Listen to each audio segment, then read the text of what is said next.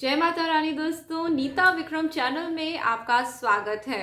आप सभी माता रानी के नाम का जयकारा लगाएं। कमेंट सेक्शन में जय माता रानी, ओम नमो भगवते वासुदेवाय अवश्य लिखिए। आप सबकी लाइफ को चेंज करने के लिए एकादशी का व्रत बहुत महत्वपूर्ण होता है। वर्ष 2021 में मोहिनी एकादशी का व्रत 23 मई 2021 की तारीख रविवार के दिन पे कर रहे हैं। इस दिन पे ये जो एकादशी है इसे त्रिस्पर्शा एकादशी बताया गया है। इस एकादशी के दिन पे यदि आप व्रत कर रहे हैं या नहीं कर रहे हैं तो कुछ विशेष उपाय ज़रूर करिए। आपके घर में अमृत धन की वर्षा अवश्य होगी। आपके जीवन में यदि कोई कष्ट संकट चल रहे हैं तो वो जल्दी से जल्दी दूर हो जाएंगे, क्योंकि इसी दिन पे व्यतिपात योग भी है। सभी जानकारी इस वीडियो में मैं आपको आगे देने वाली हूँ। मैं हूँ आपकी एस्ट्रोलॉजर दोस्त नीता विक्रम। साथ ही साथ मैं कई सारे पुराणों का अध्ययन करती हूँ, जिससे आपके लिए बहुत सारे ऐसे उपाय लेके आती हूँ कि आपके जीवन की हर तरह की दिक्कतें दूर होने लगें। तो दोस्तों, यदि आपको आज का वीडियो पसंद आएगा, अच्छा लगेगा तो इसे लाइक ज़रूर करिएगा। अपने परिवार मित्रों के साथ अधिक से अधिक इस वीडियो को शेयर करिएगा, जिससे सभी लोग एकादशी से संबंधित महत्वपूर्ण जानकारी प्राप्त कर पाएँ। 23 मई 2021 की तारीख बैसाख माह शुक्ल पक्ष की एकादशी तिथि और रविवार के दिन पे मोहिनी एकादशी का व्रत करा जाएगा।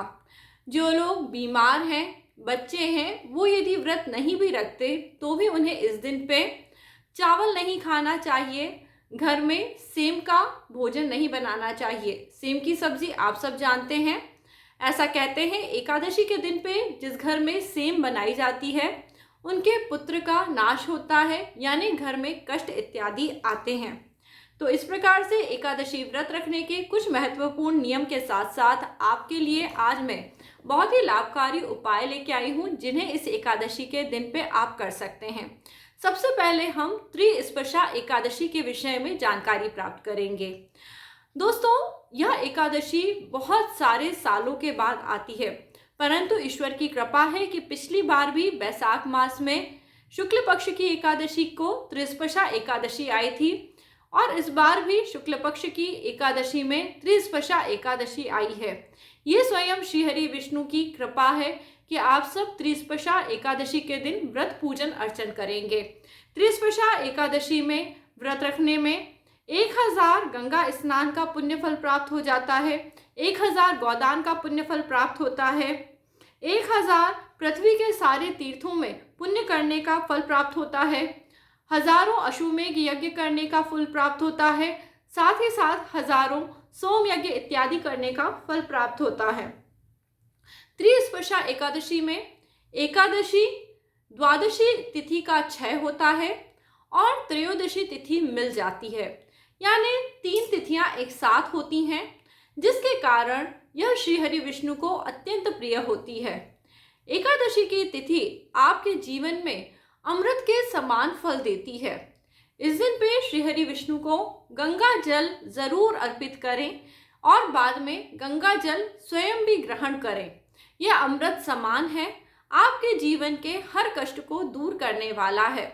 जिनको ऐसा लगता है उनके घर में किसी प्रकार की नजर बाधा, शत्रु बाधा, कोई दोष उत्पन्न हो गया है, उनके घर में कार्य नहीं हो रहे हैं, उन्हें इस दिन पे गंगा जल में थोड़ा सा केसर मिला के इसका तिलक श्री हरि विष्णु को लगाना चाहिए। फिर उसके बाद स्वयं भी इस तिलक को धारण करना चाहिए। अपने घर के मुख्य दरवाजे के बाहर, जहां आप घर में धन इत्यादि का संग्रह रख करते हैं, उस जगह पर केसर युक्त जल से छिड़काव करना चाहिए। और यदि आपको लगता है पूरे घर में ही किसी प्रकार की नेगेटिविटी है तो आप अपने पूरे घर में केसर युक्त गंगा जल मिला के जल का छिड़काव कर सकते हैं। इससे आपके घर की नेगेटिविटी दूर हो जाती है। जो लोग भी एकादशी व्रत करते हैं उन्हें इस दिन बाल नहीं कटाने चाहिए। एकादशी की तिथि में व्रत करने पे आपको ब्रह्मचर्य व्रत का पालन करना चाहिए। एकादशी की तिथि में व्रत करने पे आपको दूसरों की बुराइयां नहीं करनी चाहिए। एकादशी की तिथि में व्रत करने पे अनाज का पूरी तरह से त्याग करना चाहिए। एकादशी की तिथि में व्रत करने पे दूसरों का दिया हुआ भोजन ग्रहण नहीं करना चाहिए। एकादशी की तिथि में जब आप व्रत पूजन अर्चन करें तो अपने घर के मंदिर में श्रीहरि विष्णु माँ लक्ष्मी को तुलसी दल जरूर अर्पित करना चाहिए। एकादशी की तिथि में तुलसी के पत्ते नहीं तोड़ने चाहिए, बल्कि एकादशी की तिथि में कोई भी पेड़ अथवा पौधे को नहीं तोड़ना चाहिए। इस दिन जब आप ब्रश करें तो आप पहले से तोड़ी हुई दातुन का ब्रश कर सकते हैं, परंतु इस दिन आपको दातुन के लिए लकड़ी भी नहीं तोड़ना चाहिए। कई लोग अपने टूथब्रश से ब्रश करते हैं तो उन्हें एक दिन पहले ही टूथब्रश से अपने दांतों को साफ करना चाहिए और एकादशी की तिथि पे 12 कुल्ले करके अपने मुंह को साफ कर लेना चाहिए। एकादशी के दिन पे जब आप व्रत रखें तो निरंतर श्रीहरि विष्णु का नाम लेते रहें। एकादशी की तिथि में जिस घर में विष्णु सहस्त्र नाम का पाठ होता है, श्रीहरि विष्णु के सामने देसी घी का दीपक जला के उस घर के सभी प्रकार के संकट समाप्त होने लगते हैं। और दोस्तों, ये त्रिस्पर्शा एकादशी है तो आपको 3 गुना फल देगी। आपके जीवन में यदि जो भी कष्ट संकट हैं उनको दूर कर लेगी। पद्म पुराण के उत्तराखंड में इस एकादशी का विशेष वर्णन मिलता है। इस एकादशी के दिन पे व्यर्थ में किसी की निंदा बुराई भलाई भूल के भी मत करिए, क्योंकि यह पुण्यदायिनी एकादशी है। आपको मोह के मोहपाश से आजाद कराती है और जीवन में पुण्यों का संचय कराती है। अब दोस्तों, हम बात कर लेते हैं 23 मई 2021 की तारीख पे सबसे अच्छा क्या कार्य है जो आप सब कर सकते हैं।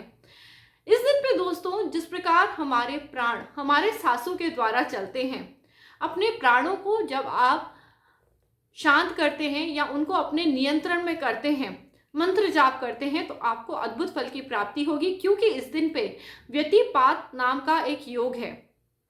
इस योग के विषय में वाराह पुराण में वर्णन मिलता है कि यदि व्यतिपात योग में कोई ऐसा व्यक्ति जिसे बहुत ज्यादा दुख हो, जीवन में बहुत संकट हो, मंत्र का जाप करता है, ईश्वर की पूजा अर्चना आराधना करता है, अपने प्राणों को संयमित करने के लिए योग करता है, उसके जीवन के कष्ट का नाश होने लगता है। व्यतिपात योग का समय है 23 मई 2021 दोपहर में 2:59 से लेके 24 मई 2021 सुबह 11:14 के बीच में। तो आप भी व्यतिपात योग में सबसे अधिक ईश्वर का नाम जाप जरूर करें। गीता के अध्यायों को पढ़ें अथवा इन्हें दूसरों को सुनाएं। ऐसा करने से आपके जीवन में जो जन्म जन्मांतर के दोष हैं वो दूर होने लगते हैं। बैसाख शुक्ल पक्ष की एकादशी के दिन पे समुद्र मंथन से अमृत कलश निकला था, इसलिए इस दिन की अद्भुत महिमा है। इस दिन पे किसी को जलयुक्त कलश का दान देने से आपके जीवन के कष्ट दूर होने लगते हैं। परंतु जब यह अमृत कलश निकला तब सभी देवी देवता और साथ ही साथ राक्षसगण अमृत को पाने के लिए लालायित हो गए।